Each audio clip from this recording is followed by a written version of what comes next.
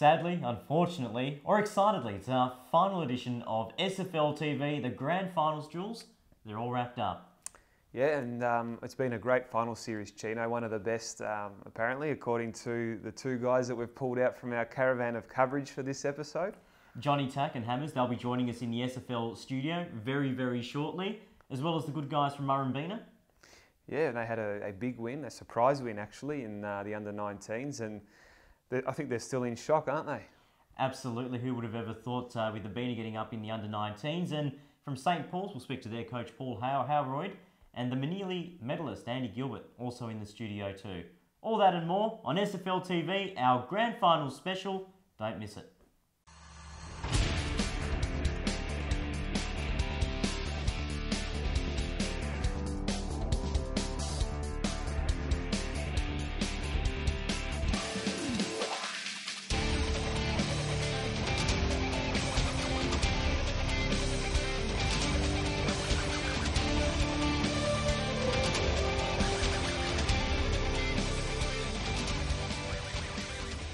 Well, we've got a special treat for you this week in Division 1, especially for all you East Brighton fans, because we've got the St. Paul's guys in the studio. They are the premiers in Division 1 this week, getting over East Brighton by some 23 points. So, all you Doggies fans, we welcome to the studio Paul Howroyd, the coach, and the Meneilly medalist, Andy Gilbert.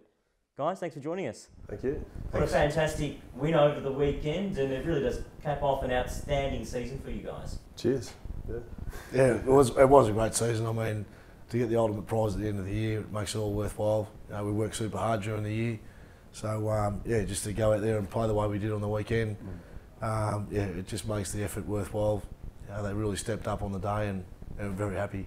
Were you saving your best for last? I mean, East Brighton had won 14 games in a row going into the grand final and had all the momentum, and you beat them by 23 points, which is a comfortable win. So, how did you feel about that? Oh, look, you know, I think we're up by about 8 goals at one stage, but yeah, well, as you say, we sort of trained backwards from grand final day. We always assume that you're going to be competing. Doesn't matter where you finish on the ladder, that's where you want to train backwards from.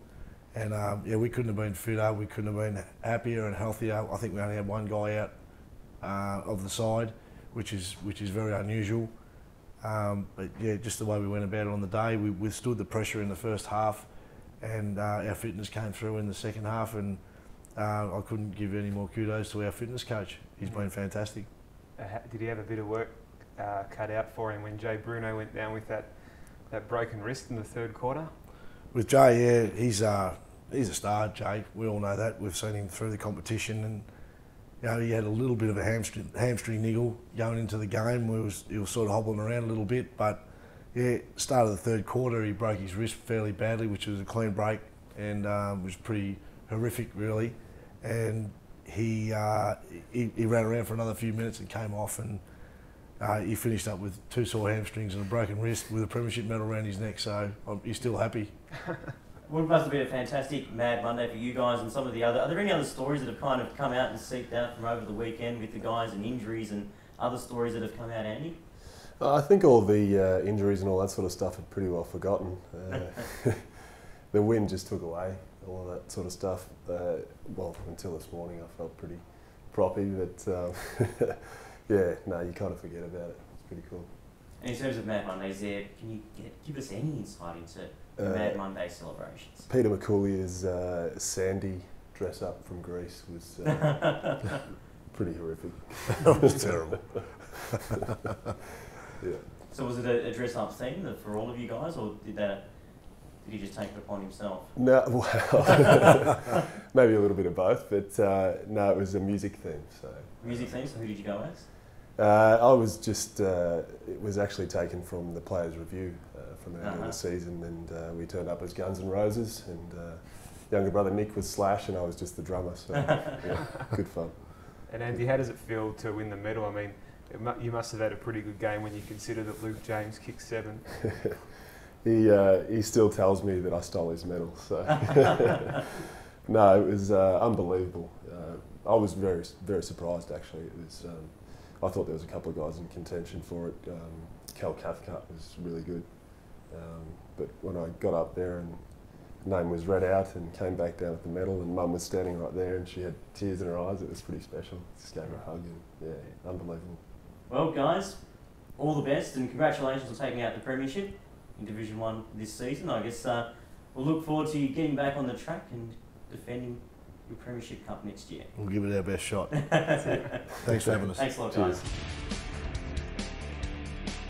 It's been a fantastic season of footy in the SFL, and we've managed to drag out of the luxurious caravan of coverage two of the guys that have headed our commentary team throughout the whole season. We welcome to the more luxurious SFL studio, Johnny, Tack and Hammers. Thanks for joining us. No worries, Chino. And it's been a fantastic year of footy this year, and just talking about the final series that has been, has there been anything like it? I can't recall there being so many close matches, comebacks, and all the rest of it. Well, I'll start firstly, Chano. How nice is it to be in the offices? What have we got? The CEO's office here this evening. But I'll tell you what, we're not far behind at the caravan of coverage, and you're spot on. Yep. One of the best final series we've seen. Certainly the best SFL final series I've seen over the last 15 or 20 years. Johnny, I can't speak for yourself. But, I haven't quite been 15 to 20 years, but in my time in the SFL, definitely the best final series we've seen. Close games, as you said, Chino, comebacks. Murrumbeena against Springvale coming back from 6 goals down at three-quarter time. Chelsea Heights and St Kilda City going to extra time and Chelsea winning in the last minute of the game. We had Oakley and Medallist play out an absolute classic of a match in the first week of the finals, and then Dingley coming back against Chelsea. And then in the preliminary final, St Paul's nearly going out in straight sets, and then kicking 9 goals in the last quarter to just run over the top of them. It was a bit like that, and I've just got to touch on this. We've got to, in terms of the smorgasbord that was offered up for us. Luke James, have we seen any better in the SFL? That mark? Well, we'll talk on the marks. I mean, we saw some outstanding marks this year. I think Zach White, you know, for one, for Joel the Dalton Football Club from Carrum as Joel well. Dalton, yeah, was a beauty. Of course, it doesn't carry into the final series, and Luke James probably outdid them all. But and it happens quite a bit. Of course, Jezelenko, you beauty, doesn't go in the mark of the year. It was in a grand final, but Lukey James, though, I tell you what, he put on a nice final show for us all, and certainly finished off his work. He's just a human highlight package, isn't he? Just so quick, so evasive, and so skilled. Just some of the goals he kicked. I remember one of them he kicked against St Kilda early in the year from the boundary line, about 25 metres out, and not many players would have attempted a goal like that, and he absolutely drilled it. And speaking of goals, which one was it that got you guys the most excited this year in the commentary box? I know a couple of goals David Velardo kicked in the qualifying final against Medallist for Oakley Districts. They were some outstanding goals, including one from about 75 metres out that I think got us off our seats, Hammers. It certainly did, and Dave Velardo kicked quite a few. He actually kicked a couple the week before as well that I was able to see. Daniel Willis, of course, kicked a couple of beauties too from Murrumbeena in that spectacular game that we saw in the finals series there. So there's plenty to look forward to. There's no some of the work some of the boys did was just unbelievable. And marks, and it was really great. The one thing I loved with the SFL finals that the boys didn't stop going, Jules, for their marks and their goals. So it was a little bit like the shackles are off. You probably wouldn't be allowed to do that sort of thing in. I mean, we saw in the grand final, didn't we, with Callum Cathcart, those 2 torpedoes in the third quarter led to goals for St Paul's, and it's good to see, some individual flair coming, isn't it? Absolutely, and that's what local football's all about. We love that flair, and you touched on it. Callum Cathcart, I think he loves to express himself on the football field, and not a lot of players are able to do that an awful lot. So I thought that was really important, and it was really refreshing to watch someone like Callum Cathcart. He was almost strangled in the first half, but to let him go into the middle and. I know Paul Howroyd probably wouldn't be that rapt that he was going for some of those torpedoes, maybe not in the team structure, but I'll tell you what, it was great for the viewers at the ground and certainly the viewers that were able to watch it on TV. If you had to sum up, I guess, looking at Division 1, if there was a catch cry or if you had the job of writing the headline for the newspaper to sum up something about Division 1, someone not making it, someone exceeding beyond expectations. From a team perspective, I mean, who would you say it was? Was it St. Paul's almost looking that they'd banged out of contention and then bouncing back in the final series? Was it East Brighton? Did they not fulfil the expectations that we had on them? Well, from my perspective, I thought, like a lot of people, St Paul's were probably the team to beat throughout the season. Notwithstanding, East Brighton had a fair bit to say about that. They said, well, it won't be all one-way traffic. One of the beauties was to really see the rise of the Dingley Football Club this year as well. I thought they were outstanding, and getting their first finals win in Division 1 was a really great forward step for those boys, and they also have a bit of an excitement machine brewing down there at Marcus Road. So I suppose, Chino, going back to your question, who was the real highlights reel for me and the final specialist? Well, St Paul's, they were never going to lay down, so I thought they were just outstanding. They lost the first final by a point.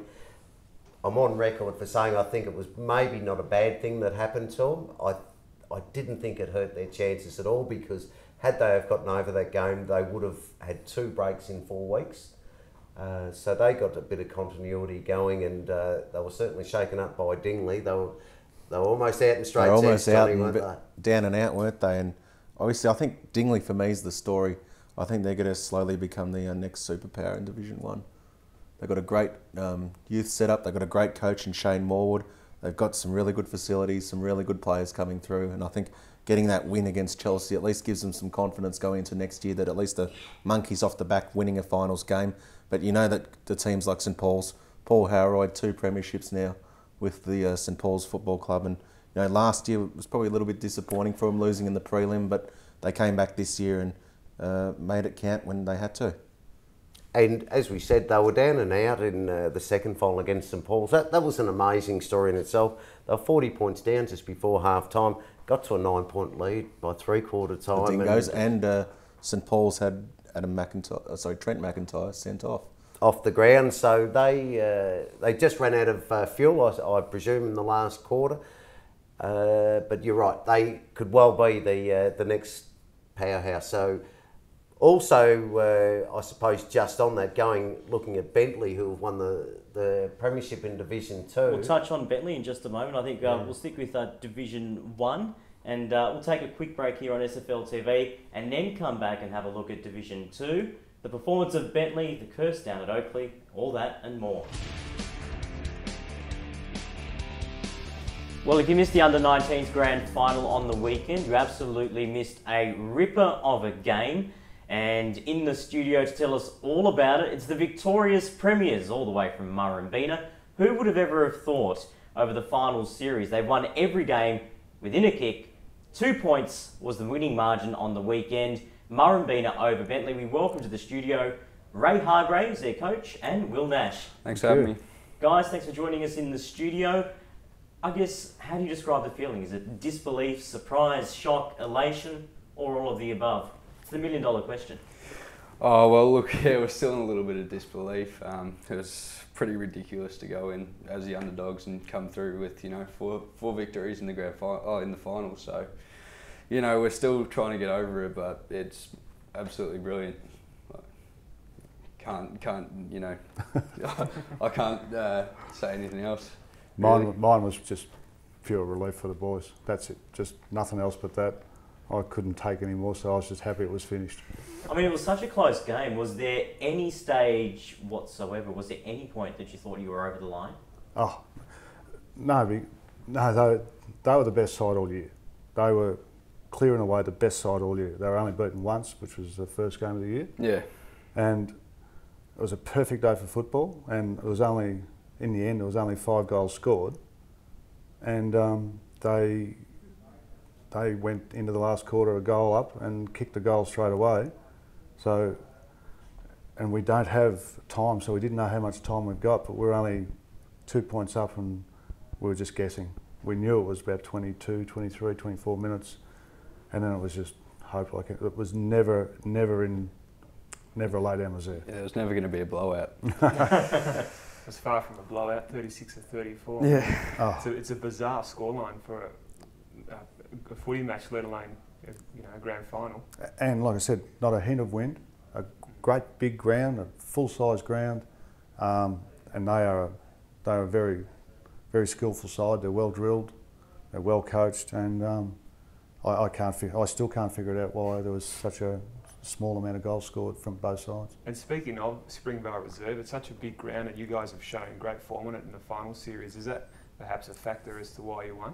Well, I thought it was an advantage coming in, having played it on 3 different occasions. So we thought we knew the ground pretty well. We had a game plan structured specifically for it, and on the day we actually did use it well, and we did chip it round and find those targets instead of bombing away, which I thought Bentley really didn't understand too much because they hadn't played on the ground too much. So look, it was a little bit of an advantage, but as Ray was saying, Bentley are a very, very good team, and we always knew that they were going to be hard to overcome. So yeah, it was crazy. You've had some close matches throughout the final series. I mean, what was the game plan going in, and I guess what was your sense and your feeling of what the attitude was from Bentley as well? Well, Bentley and Murrumbeena are very much rivals. We're close suburbs. The kids or the young men, they've gone to school together. They've grown up together. We know a lot of the people. So it was great to play against them. It was like Carlton Collingwood sort of thing. And whether we had a game plan or not, I suppose ours was just to spot it and take our time and just wait for the gaps to open up. Like we said, we got pumped in the first game, but after that, the boys got fitter and they started using their brains a little bit more. And what was it? 3 points, 1 point, and then 2 points. You can't get close to that. Just destroyed us. Can't do it. So, Ray, this is the end of your coaching career, I hear? Oh yes, very much so. Look, I'm very, very happy, but I'm a very nervous coach. I must have done kilometres, and people just sat there and laughed at me. The best thing I did was grab 2 blokes as assistants who knew what they were doing. So that was the bonus. I had some really good help. It can't really be the way that you describe, Ray. I mean, you say you've got no game plan, you can't coach, it's the assistants doing everything. Were you there just to run laps, or? I was just there to scare them. No, we did have our game plan was just to take our time and to kick it short out because it's such a big ground. Yeah.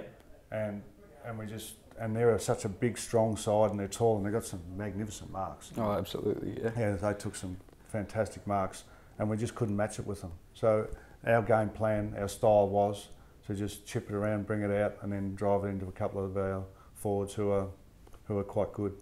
And they did really, really well. They took it on board. I've only been there for 6 weeks. Yeah, 6 weeks, I think. Yeah, I know. And they just took everything on board that we wanted them to do, and they just embraced it and went, yeah, let's have a go. They really pulled together well. Do you want to show us your trophy? Oh, we're about here.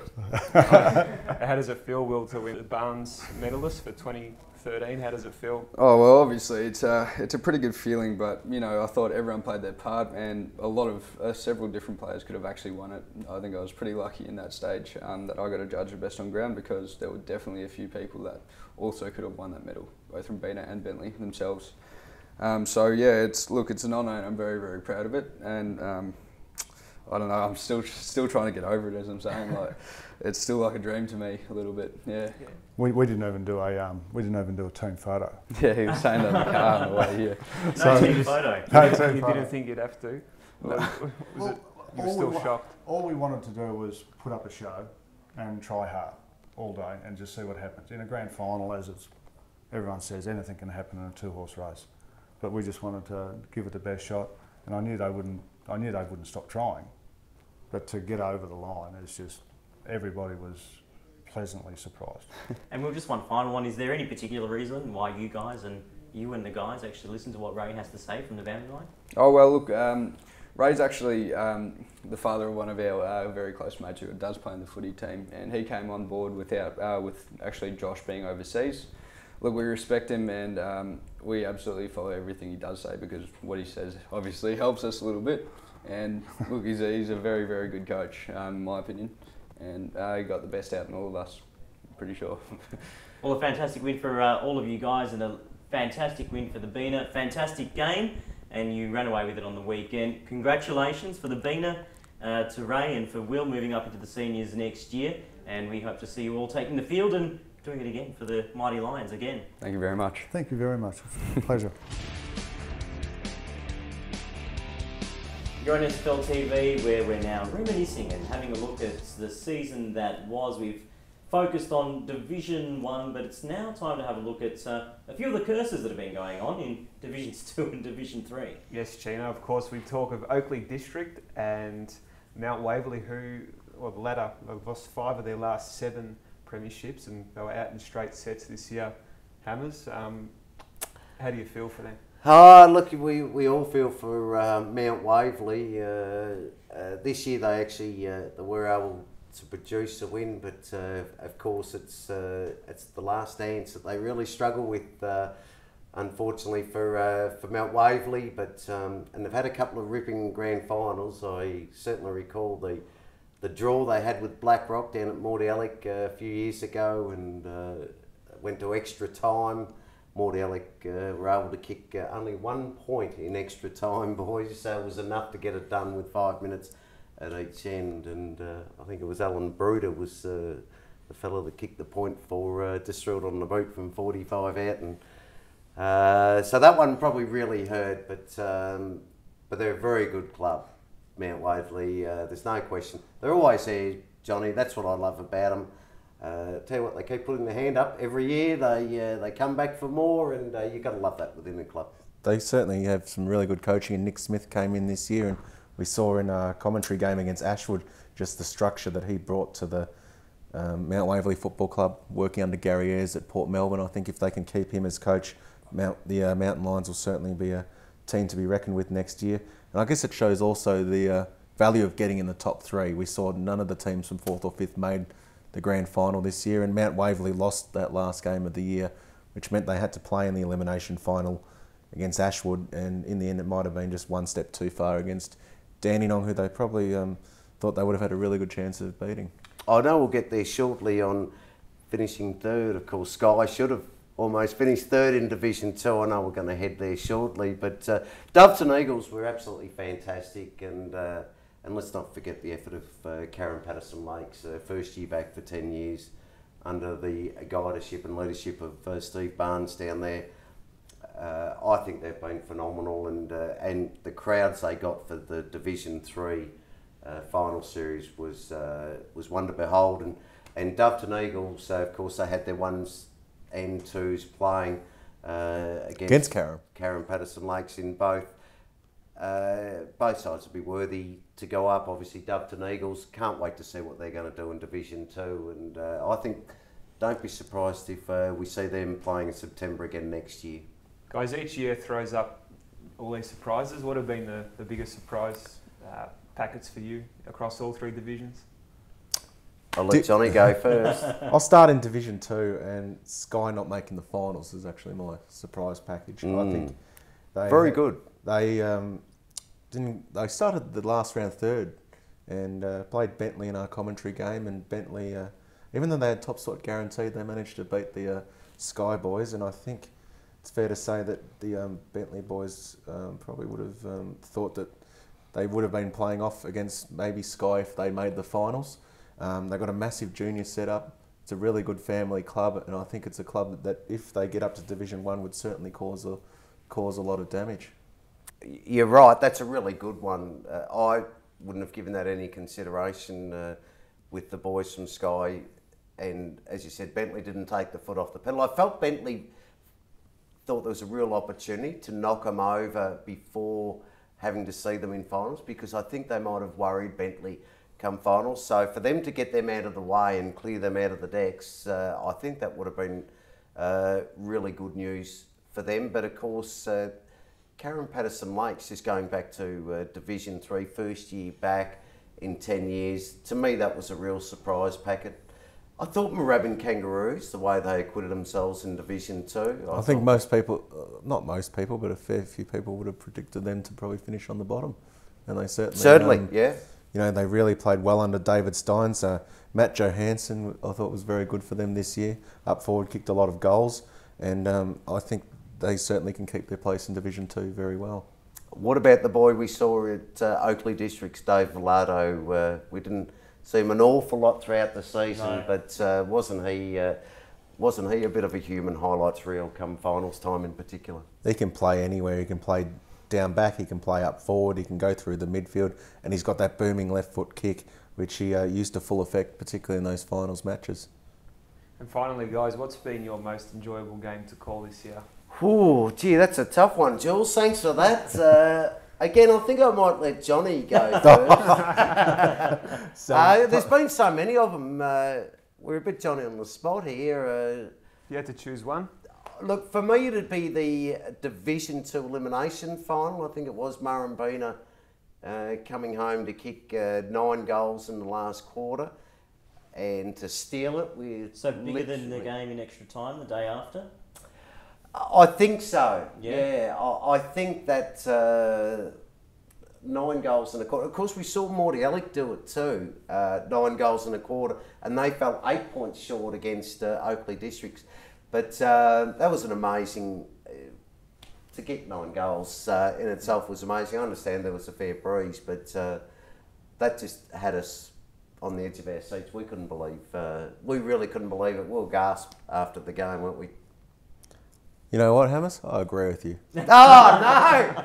First time this year. And that wasn't on the running sheet. You are not meant to agree, guys. Come on. No. That's certainly a first off this year. You can't... Well, I honestly thought Murrumbeena and Springvale was the game of the season. Just the way that Murrumbeena came back, they looked dead and buried. They looked like they were jogging on the spot at 3/4 time, and 6 goals down, and they just showed never say die attitude, never gave up the cause. And they got some great young players coming through, which we saw in the Colts system. And a couple of those guys, Jared Walker and Will Vorham, made the jump up to the senior level, and I wouldn't be surprised if many of the young boys that played for Murrumbeena and the Colts on Sunday will do the same thing next year. Yeah, certainly. I'll tell you what though, Jules, you talk about the best game this year. The St Paul's Dingley game was possibly my worst prediction, because I thought at half-time there was no chance whatsoever of Dingley coming back, and at 3/4 time they were 9 points up after trailing by 30-odd points at half-time, but never looked like getting there. Yeah. And when they were 9 points up at 3/4 time, with a player down for St Paul's, so only having 17 available players, I was very adamant that there was no way now Dingley were going to lose it after I said there was no way they could win it. So I think I got it wrong 3 times in one day, because that was an amazing effort. I think they went for the torpedo first kick after the 3/4 time siren, and I thought St Paul's have completely lost the plot here. There's no way they can get up and win this game in the last Just quarter. shows a champion team though, doesn't it? Oh, it does. And but it also shows the unpredictability of the competition we've had this year. Yeah. It has been so unpredictable that teams that get up when we're not sure that fight for something, or they can spark something within that we can't see on the outside. That's what you've got to love about some of the local football and the show that they really put on for us. Well, the local footies are definitely fantastic. One more question without notice, in brief. We've seen the introduction of the caravan. The caravan of coverage you would have seen on the sidelines. Is there any stranger place that you've ever called a game of footy from? A question without notice. All I've done. I would say a card table at East Brighton would be pretty hard to top on I've got one. along with your feet in mud. I've definitely got one, and that is the roof of the scoreboard at Cheltenham. Oh yes. That'd be pretty cool. That sounds on a very windy day. On a very windy day, and even in the little scoreboard at St Paul's, where it holds one person, we squeeze 3 into there, and it's fair to say we get pretty cuddly in there some days, but it's been a great initiative from the SFL, certainly this year, to have that caravan of, well, we call it the caravan of coverage. I'm calling it the caravan of comfort from now on in. So We've never had conditions so good. I don't think anyway, Johnny. Jackson's interior designing. And the nice, beautiful purple curtains. Well, it's been a great season of SFL footy and a great season of radio coverage from all of the games throughout the season, every Saturday. Johnny and Hammers, thanks a lot for your hard work and for joining us in the studio here tonight. No worries, thanks, Chen. Thanks very much. Thanks, Jules. What a massive show that it has been. All of our grand finalists and premiers, well, almost all of those that could get past their Mad Monday celebrations anyway, have joined us in the studio. Jules, a fantastic season and a great final series as well. Yeah, and it's been great the last 5 weeks to co-host SFLTV with you, Chino, and we've had some excellent guests and a lot of laughs. Well, we hope that you've enjoyed the show all the way through, and you never know, maybe next year we'll be doing this every week with even more of all those marks from Luke James, from every round of footy, from every ground in the SFL. It'd be remiss of us to overlook the fact that there's a very big match coming up on the weekend. I'm really looking forward to it, the AFL Grand Final, and I think Fremantle will win. Oh, come on, Jules, that's my tip. I've never seen anything like the purple haze and, oh God, I don't want Fremantle. I never wanted them to make a grand final, let alone to win the Premiership Cup. So that's what's coming up on Saturday. Until next season, 2014 on the SFL. Enjoy the granny this weekend in the AFL. And thanks for watching, and thanks for all your feedback, your great feedback. As well, it's Jules and Chino signing off for season 2013.